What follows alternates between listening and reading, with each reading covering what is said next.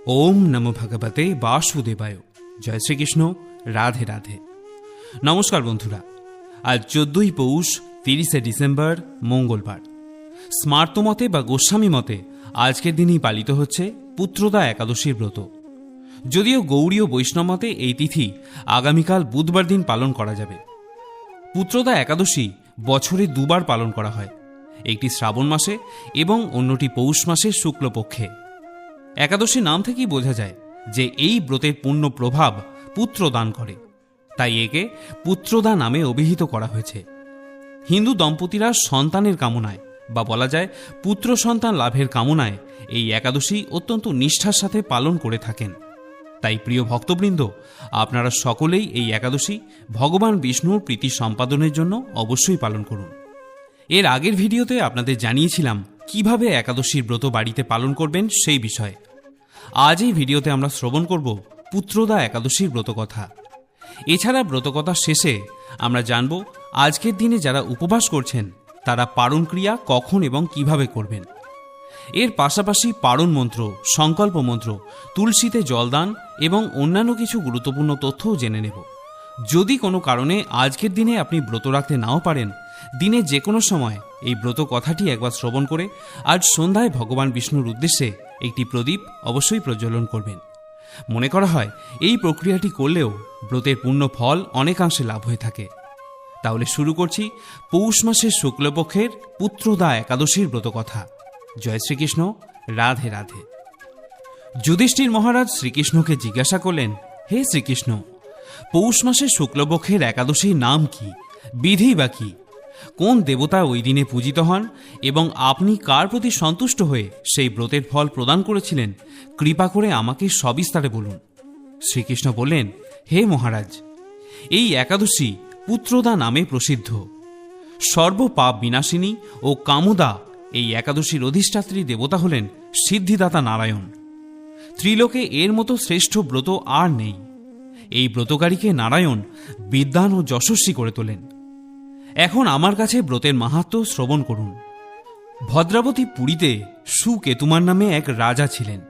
তার রানীর নাম ছিল শৈবা। রাজদম্পতি বেশ সুখেই দিন যাপন করছিলেন। বংশ রক্ষার জন্য বহুদিন ধরে ধর্মকর্মের অনুষ্ঠান করেও যখন পুত্রলাভ হল না, তখন রাজা দুশ্চিন্তায় কাতর হয়ে পড়লেন। তাই সকল ঐশ্বর্যবান হয়েও পুত্রহীন রাজার মনে কোনো সুখ ছিল না। তিনি ভাবতেন পুত্রহীনের জন্ম বৃথা এবং গৃহশূন্য। পিতৃদেব মনুষ্যলোকের কাছে যে ঋণ শাস্ত্রে উল্লেখ আছে তা পুত্র বিনা পরিশোধ হয় না। পুত্রবাঞ্জনের এই জগতে যশলাভ ও উত্তম গতি লাভ হয় এবং তাদের আয়ু, আরোগ্য, সম্পত্তি প্রভৃতি বিদ্যমান থাকে। নানান দুশ্চিন্তাগ্রস্ত রাজা প্রাণ বিসর্জন দেবেন বলে স্থির করলেন। কিন্তু পরে তিনি বিচার করে দেখলেন যে এই কাজ মহা পাপের কাজ।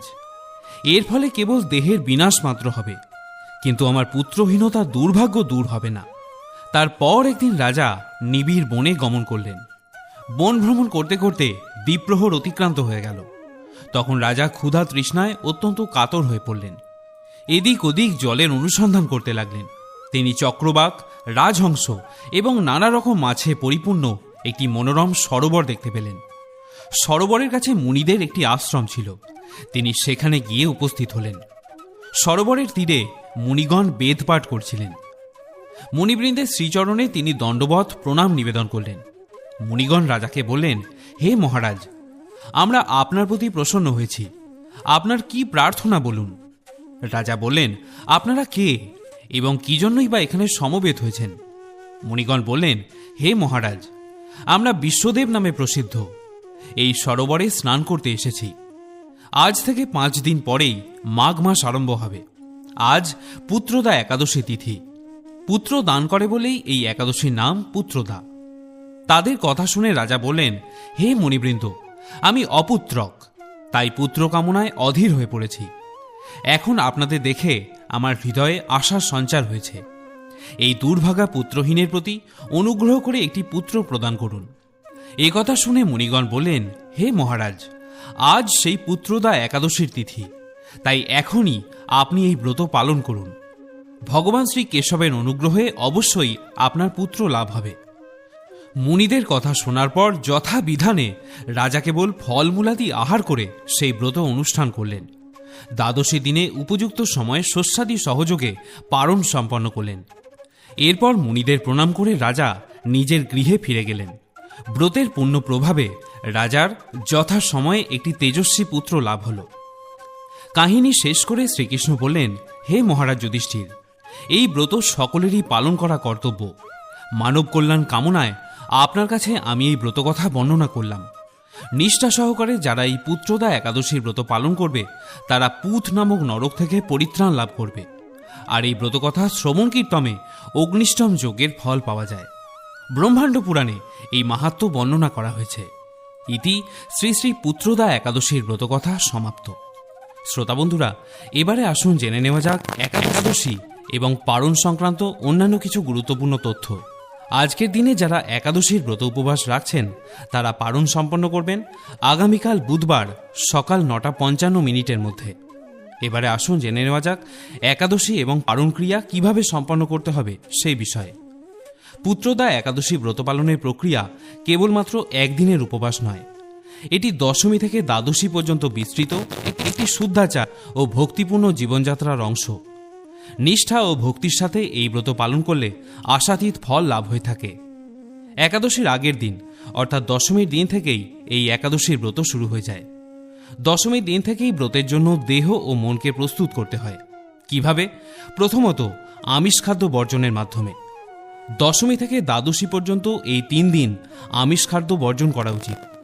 কোনো প্রকারের আমিষ খাদ্য এবং নেশা জাতীয় দ্রব্য ভুলেও গ্রহণ করা উচিত নয়। আর হলো সংযম পালন। সংযম মানে শুধু দেহের সংযম বা ব্রহ্মচর্য নয়, আহার বস্তুর ওপরেও সংযম রাখতে হবে। এই দিন যে কোনো রকমের শস্য আহারকে পরিহার করতে হবে। এছাড়া চা, কফি, পানসুরি অর্থাৎ নেশাজাতীয় সব বস্তুকেই বর্জন করতে হয়। এটি হলো সংযম। এছাড়া একাদশী পালন করলে যে কোনো রকমের মিথ্যা কথা, পরনিন্দা, পরচর্চা, ক্রোধ এবং কামনার মতো অসৎ চিন্তা এই সময় পরিহার করে চলতে হয়। এরপরে আসে একাদশীর দিন। এই দিনেই মূল উপবাস এবং উপাসনার পর্ব অনুষ্ঠিত হয়। এই দিন সকালবেলায় উঠে প্রথমে 2টি কাজ সম্পন্ন করতে হয়। প্রথম হলো স্নান এবং দ্বিতীয় হলো সংকল্প গ্রহণ। এই দিন খুব সকালে বা চেষ্টা করুন ব্রাহ্ম মুহূর্তে স্নান পর্ব সেরে নিয়ে পরিষ্কার বস্ত্র পরিধান করতে। তারপর ঠাকুর ঘরে গিয়ে সংকল্প গ্রহণ করতে হবে। সংকল্প গ্রহণের জন্য ভগবান শ্রীকৃষ্ণের পাদপদ্মে তুলসী পাতা এবং পুষ্প নিবেদন করুন। তারপর মনে মনে এই সংকল্প মন্ত্রটি উচ্চারণ করুন। সংকল্প মন্ত্রটি হল একাদশ্যাম নিরাহারো স্থিত্বা অহম অপরেহানি ভোক্সামি পুণ্ডরীকাক্ষ শরণম মে ভবাচ্যুত। অর্থাৎ হে কেশব, আমি অজ্ঞানরূপ অন্ধকারে নিমজ্জিত হয়ে এই ব্রত পালন করতে চলেছি। আমি যাতে নিষ্ঠার সাথে এই ব্রত পালন করতে পারি তার জন্য আপনি আমার সহায় থাকুন। যে কোনো ব্রতের পূর্বেই এই সংকল্প গ্রহণ করা অতি আবশ্যক। এর মাধ্যমে আমরা ভগবানের কাছে প্রার্থনা করি যাতে তিনি আমাদের একাদশী পালনের প্রয়োজনীয় ক্ষমতা প্রদান করেন। এরপর আসে উপবাসের প্রক্রিয়া।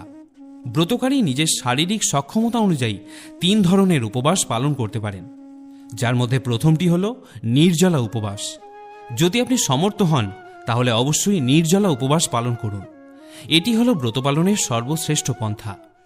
দ্বিতীয়টি হল জলপান করে উপবাস এবং তৃতীয়টি হল ফলাহার।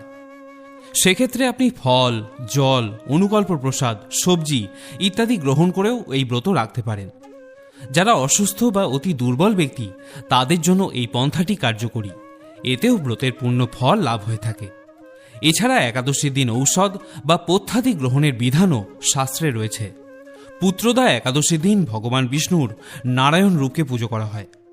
একাদশীর মূল কাজ হল নিরন্তর ভগবানকে স্মরণ করা। সারাদিন হরিনাম জপ, শ্রীমদ্ ভগবদ্ গীতা বা শ্রীমদ্ ভাগবত বা একাদশীর ব্রতকথা শ্রবণ ও পাঠ করা উচিত। আর হল রাত্রি জাগরণ। একাদশীর পুণ্যফল লাভের একটি পন্থা হল এই রাত্রি জাগরণ। তবে সম্পূর্ণ রাত্রি জাগরণ সম্ভব না হলে রাত্রি 12টা পর্যন্ত জেগে হরিনাম সংকীর্তন বা ভগবানের মহিমা পাঠ বা ভগবদ্ গীতা পাঠ করা উচিত। এতে ভগবান যেমন সন্তুষ্ট হন তেমনি একাদশীর ফলও বৃদ্ধি হয়। আমরা লৌকিক জীবনে জেনে বা না জেনে অনেক রকমের পাপ করে থাকি। সেই সমস্ত পাপ রাশি এই একাদশী পালনে বিনষ্ট হয়ে যায়। যা আমাদের ভগবত ধামে ফেরার পথকে আরও প্রশস্ত করে তোলে। যিনি সমস্ত লৌকিক ধর্ম পরিত্যাগ করে ভক্তি ভরে এই ব্রত পালন করেন তাকে আর পুনর্জন্ম গ্রহণ করতে হয় না এবং তিনি বৈকুণ্ঠে পরম পদ লাভ করে থাকেন। যিনি সঠিকভাবে এই ব্রত অনুষ্ঠান করেন তার গৃহে ত্রিভুবনের সমস্ত তীর্থ এসে উপস্থিত হয়। এবারে আসুন জেনে নেওয়া যাক আজকের দিনে যারা উপবাস করছেন তারা আগামীকাল পারণ ক্রিয়া কিভাবে সম্পন্ন করবেন। পারণের জন্য পঞ্চ রবিশস্য দিয়ে ভোগ নিবেদন করার পর পারণ মন্ত্রটি উচ্চারণ করুন এবং সেই ভোগ গ্রহণ করে উপবাস ভঙ্গ করুন। পঞ্চ রবিশস্যের মধ্যে যে কোনো একটি মুখে দিয়ে অথবা কৃষ্ণপ্রসাদ বা ভগবত প্রসাদ গ্রহণ করেও ব্রত সম্পন্ন করা যায়।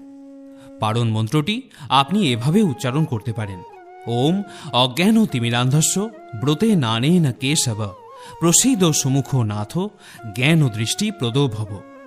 অর্থাৎ, হে কেশব, আমি আপনার কৃপাদৃষ্টিতে নিরাহারভাবে এই একাদশীর ব্রত সুসম্পন্ন করেছি। এই ব্রত দ্বারা আমার প্রতি প্রসন্ন হয়ে আমাকে জ্ঞানচক্ষু প্রদান করুন। এছাড়া একাদশীর দিন অবশ্যই তুলসী মাতাকে জল নিবেদন করুন। অনেকের মনে বিভ্রান্তি থাকে যে একাদশী এবং রবিবারে তুলসী মাতাকে জল দেওয়া যাবে কিনা। তাদের উদ্দেশ্যে বলি, বছরে 365 দিনই তুলসী মাতাকে জল নিবেদন করা যায়। যদি আপনি তা নিয়ে বিস্তারিত ভিডিওতে জানতে চান তাহলে আমাকে কমেন্টে জানাতে পারেন। তবে একাদশী এবং দ্বাদশীতে তুলসী পাতা চয়ন করা নিষিদ্ধ। সেক্ষেত্রে আপনি একাদশীতে ভগবান বিষ্ণুকে যে তুলসী পাতা নিবেদন করবেন তা দশমীর দিন তুলে রাখার চেষ্টা করুন। এছাড়া খেয়াল রাখবেন দশমী থেকে দ্বাদশী পর্যন্ত শরীর থেকে যাতে রক্তক্ষরণ না হয়, তাই সবজি এবং তরিতরকারি কাটার ক্ষেত্রে সতর্ক থাকবেন। এই দিন বেশি বেশি করে হরিনাম সংকীর্তন করুন, মালা জপ করুন এবং শ্রীমদ্ ভগবদ্ গীতা থেকে যে কোনো একটি অধ্যায় অনুবাদ সহ পাঠ করার চেষ্টা করুন।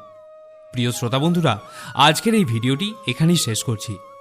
যদি ব্রতকথা এবং অন্যান্য তথ্য জেনে আপনি সমৃদ্ধ হন তাহলে ভিডিওটিতে অবশ্যই একটি লাইক করবেন। আর যদি আমাদের এই চ্যানেলে আপনি নতুন শ্রোতা হয়ে থাকেন তাহলে অবশ্যই চ্যানেলটিকে সাবস্ক্রাইব করার অনুরোধ করব। সকলে ভালো থাকুন, সুস্থ থাকুন। পরম কল্যাণময় জগদীশ্বরের আশীর্বাদে আপনার জীবন ও পরিবার আরও সমৃদ্ধ হয়ে উঠুক।